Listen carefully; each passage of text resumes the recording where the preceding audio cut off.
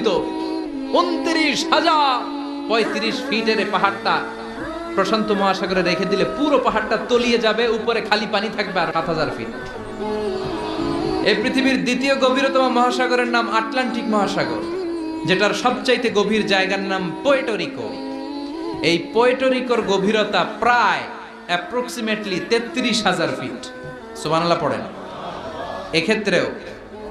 এক্ষেত্রেও পৃথিবীর সবচাইতে উঁচু পাহাড়টা মাউন্ট এভারেস্টকে আস্ত তুলে ধরে এনে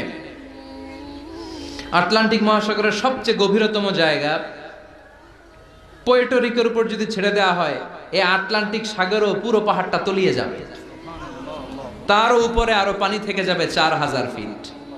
সুবহানাল্লাহ কইবেন না?